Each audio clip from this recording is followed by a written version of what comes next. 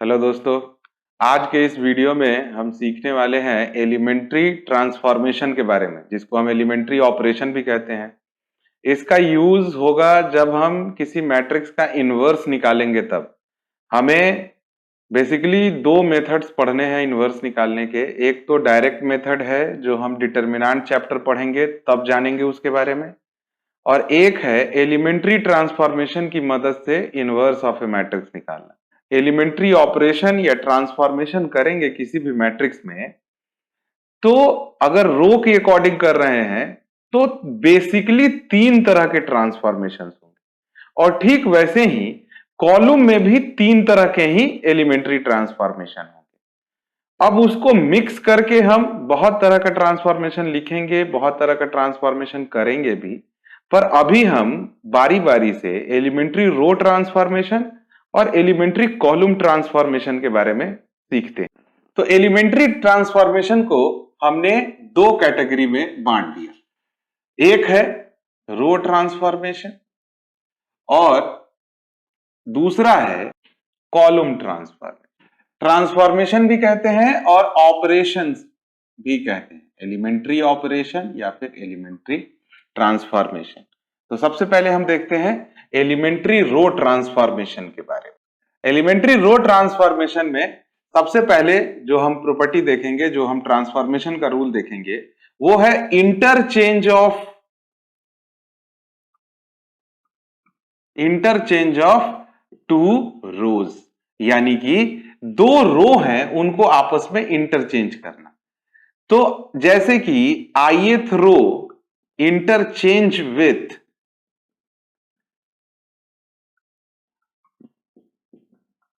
jth row, इसको अगर हम सिंबॉलिकली लिखेंगे तो ri इंटरचेंज हो रहा है, तो आप दोनों तरफ से एरो लगा दीजिए। इंटरचेंज होने का मतलब आप जानते हैं, जैसे राम और श्याम बैठे हुए हैं, दोनों को इंटरचेंज करने का क्या मतलब हुआ कि राम की जगह पे श्याम चला गया, श्याम की जगह पे राम आ गया।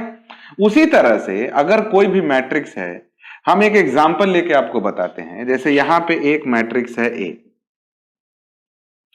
तो यहां पे लिखा हुआ है 1 2 0 5 4 -3 1 2 5। सपोज करिए कि ये कोई मैट्रिक्स है और आपने यहां पे एलिमेंट्री ट्रांसफॉर्मेशन क्या लगाया कि आपने R2 को R3 से इंटरचेंज कर दिया।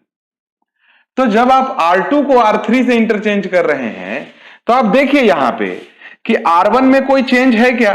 नहीं, R1 में कोई चेंज नहीं होगा, क्योंकि R1 जहां पे है वहीं पे रहेगा। चेंज कहां पे हो रहा है? R2 और R3 के बीच में इंटरचेंज हो रहा है, यानी कि जहां पे R2 है वहां पे R3 लिख देंगे और जहां पे R3 है वहां पे R2 लिख देंगे। तो अब देखिए, तो हमारा जो ये मैट्रिक्स है, ये रिजल्टेंट मैट्रिक्स, ये कैसा हो जाएगा? तो जो R1 है वो रह जाएगा 1 2 0, यहां पे लिख दीजिए R3 1 2 5, और ये हो जाएगा 5 4 -3। यानी कि जब हमने ये एलिमेंट्री ट्रांसफॉर्मेशन लगाया तो जो हमारा ये मैट्रिक्स ए था वो क्या हो गया? ट्रांसफॉर्म होके ये हो गया। तो इसी तरह से अगर हम कुछ भी करेंगे तो हम पहले वो लिख देंगे, वो एक इंस्ट्रक्शन के जैसे होगा। हम जब अगले वीडियो में जब हम इनवर्स ऑफ द मैट्रिक्स सीखेंगे तब अच्छे से यूज करेंगे इसको। तो अभी आपको सिर्फ ये समझना है कि ट्रांसफॉर्मेशन होता कैसे है। तो एक ट्रांसफॉर्मेशन हो गया। दूसरा ट्रांसफॉर्मेशन है कि multiply any row by a non zero number, यानी कि किसी भी रो में, क्योंकि हम एलिमेंट्री रो ट्रांसफॉर्मेशन देख रहे हैं बेसिकली, तो हम रो की बात करेंगे, फिर हम कॉलम का देखेंगे तो कॉलम की बात करेंगे। तो किसी भी एक पार्टिकुलर रो में किसी स्केलर से, नॉन जीरो स्केलर से गुना करना है। तो दैट इज, अगर हम यहां पे कहें कि ith row is multiplied by a non zero scalar k, तो हम इसको सिंबॉलिकली कैसे लिखेंगे कि Ri बिकम्स, ऐसे भी पढ़ते हैं, Ri बिकम्स, यानी कि Ri हो गया, क्या हो गया? तो ये हो गया K इंटू Ri। बगल में आप चाहें तो लिख दीजिए कि K0 नहीं, यानी कि इस बात को हमने शॉर्ट फॉर्म में लिख दिया, क्योंकि अगर इतना लिखना पड़े तो बहुत लिखना पड़ेगा। तो इसका क्या मतलब हुआ कि एक पार्टिकुलर रो के प्रत्येक मेंबर में k से गुना कर दिया। रो में गुना करने का क्या मतलब है कि रो के प्रत्येक मेंबर में गुना कर दिया गया। एज फॉर एग्जाम्पल फिर से देखिए, मान लीजिए कि यहां पे कोई मैट्रिक्स B है 1 2 3 2 5 6 3 7 9, ऐसा कोई मैट्रिक्स है। ये हमारा मैट्रिक्स B है। तो इस मैट्रिक्स B में अब हम ये ट्रांसफॉर्मेशन लगा रहे हैं किसी रो में। किसी ने बोला फर्स्ट रो में आप क्या करिए, 2 से मल्टीप्लाई करिए, तो R1 बिकम्स 2 इंटू R1। तो आप खुद बताइए कि जो आपका मैट्रिक्स B है अब वो कैसा हो जाएगा। आपका R1 में ही सिर्फ गुना होना है। मैट्रिक्स में गुना होता था तो सारे एलिमेंट में गुना करना पड़ता था, पर यहां पे हमें सिर्फ R1 के एलिमेंट में 2 से गुना करना है, सारे एलिमेंट में। तो R1 यही है, 2 से गुना कर देंगे तो ये क्या हो जाएगा 2 4 6। बाकी कोई इंस्ट्रक्शन नहीं है तो बाकी जैसे का तैसा रह जाएगा, 2 5 6 3 7 9 जो जहां पे है वहां पे। ठीक है, तो होप कि ये दो तो आपको समझ में आ गया। अब लास्ट इसका जो तीसरा है, अब हम उसको देखते हैं। तीसरा प्रॉपर्टी क्या है, any row is multiplied by a non zero scalar k and then added to another row, then added to another row। तो हम इसको कैसे लिखेंगे, नहीं, any row is multiplied by a non zero scalar k and then added to another row. इसका क्या मतलब हुआ कि अगर आपने ith रो में चेंज किया, आपने कैसे चेंज किया कि ith रो में आपने ऐड कर दिया jth रो को k से गुना करके, तो हम इसको यही लिखेंगे ना कि ri becomes ri plus k into R J. अब आप इसका एज पर एग्जाम्पल देखेंगे तो थोड़ा सा और क्लियर हो जाएगा कि अगर यहां पे हमारे पास एक मैट्रिक्स है A 1 0 5 6 -2 3 4 2 -1 सपोज करिए, तो क्या हो जाएगा कि हमने कहा आपको कि आप R2 को इस तरह से लिखिए कि R2 plus 2 into R1, R2 plus 2 into R1, यानी कि R1 में 2 से गुना करने के बाद उसे R2 में जोड़ देना है। जिसमें जोड़ना है जो बदल रहा है वो उसको लिखते हैं ऐसे, R2 becomes R2 plus 2 into R1। तो ये जो आपका जो नया मैट्रिक्स आएगा वो कैसा हो जाएगा आप बताइए। तो ये जो नया मैट्रिक्स आएगा आप खुद देखिए, चेंज किस में हो रहा है, R2 में, R2 becomes this one.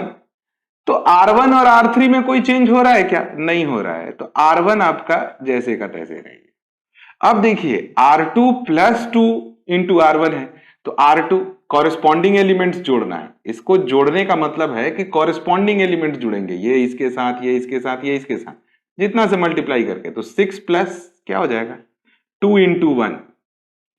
R1 में क्या करना है, पहले 2 से गुना करना है, तो ये हो जाएगा 2 0 10 और सिर्फ कॉरेस्पॉन्डिंग एलिमेंट्स को जोड़ देना है, तो -2 प्लस 0, फिर यहां पे 3 प्लस 10। और R3 में कोई चेंज होगा क्या, तो नहीं, क्योंकि यहां पे चेंज किस में हो रहा है R2 में। तो ये क्या हो गया 4 2 -1। फाइनली आप इसको सम अप करके लिख सकते हैं, तो ये मैट्रिक्स क्या हो गया 1 0 5 8 -2 13 और 4 2 -1। यही 3 बेसिक एलिमेंट्री रो ट्रांसफॉर्मेशन है। तो ठीक इसी तरह से 3 एलिमेंट्री कॉलम ट्रांसफॉर्मेशन होते हैं। एलिमेंट्री कॉलम ट्रांसफॉर्मेशन में same to same interchange of 2 column, interchange of 2 column, यानी कि 2 कॉलम को कैसे चेंज करेंगे, तो ith column is interchange with jth column, यानी कि उसमें रो चेंज हो रहा था, इसमें कॉलम चेंज हो रहा है, इंटरचेंज ऑफ 2 कॉलम्स। क्या होगा, तो कोई भी एक मैट्रिक्स ले लीजिए, ए मैट्रिक्स है, सपोज करिए A B C D E F, GHI, यही मैट्रिक्स लिए। तो यहां पे आपको जो कोई भी दो कॉलम को इंटरचेंज करना है, C1 interchange with C3। Interchange में ही सिर्फ दोनों तरफ एरो लगता है, क्योंकि ये इधर आ गया और ये इधर आ गया, चेंज दोनों में होता है, इसीलिए दोनों तरफ एरो लगता है, ध्यान रखिएगा इसको। तो अब जो ये आपका मैट्रिक्स है आफ्टर इंटरचेंज, तो ये क्या हो जाएगा, फर्स्ट कॉलम ये है और थर्ड कॉलम ये है, तो ये हो गया CFI, ये क्या हो गया BEH, और ये हो गया ADG। ठीक है, तो इसमें क्या होगा, इंटरचेंज ऑफ टू कॉलम्स। दूसरा एकदम से पिछले के जैसा, same to same, multiplying each element of a column by a non zero scalar, यानी कि कोई भी कॉलम है उसमें हमने एक नॉन जीरो स्केलर से मल्टीप्लाई कर दिया, नॉन जीरो स्केलर के नाम रख देते हैं, के इंटू CI। इसका भी एग्जांपल देख लीजिए आप। तो मान लीजिए कि सेम मैट्रिक्स ले लिया हमने, ABCDEFGHI,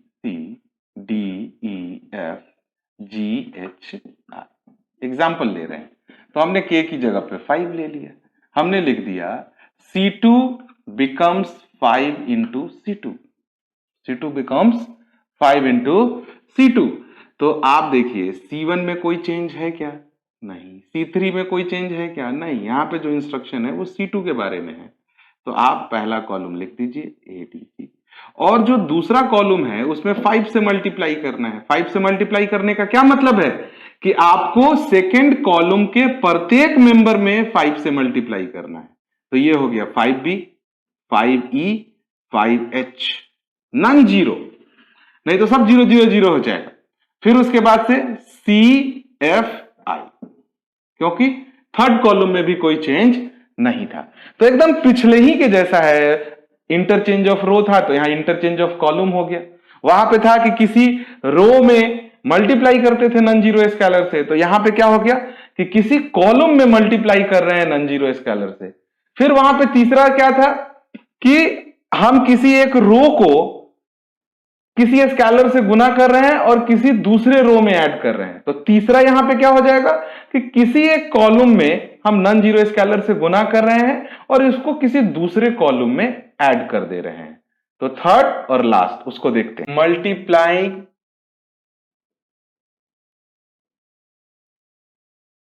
any column by a non zero scalar के and added to another column। इसका क्या मतलब हुआ कि CI becomes CI plus K into CJ। ठीक है, तो यहां पे हम एक मैट्रिक्स लेते हैं एग्जाम्पल के लिए, 1 2 3 4 5 6 7 8 9।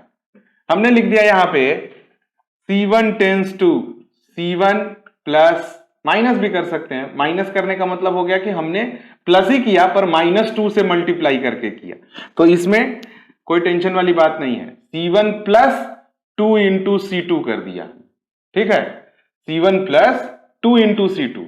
आप -2 इंटू C2 करते तो -2 से गुना करके ऐड कर देते, बात बराबर ही हो जाता। तो उस हिसाब से अगर आप लिखेंगे तो ये क्या हो जाएगा, C1 प्लस 2 इंटू C2, तो 1 प्लस 2 इंटू 4 यानी कि 8, 2 प्लस 2 इंटू 5 यानी कि 10, और 3 प्लस 6 इंटू 2 यानी कि 12, और ये क्या हो गया 4 5 6 7 8 9। ठीक है, फाइनली आप सम करके लिख दीजिए यहां पे, वही आपका रिजल्टेंट मैट्रिक्स हो जाएगा 9 12 15, और यहां पे क्या हो गया 4 5 6 7 8 9। अभी आपको बस ये समझ लेना है कि ये हम करते कैसे हैं, बाकी इसको यूज कैसे करना है वो हम अगले वीडियो में सीखेंगे।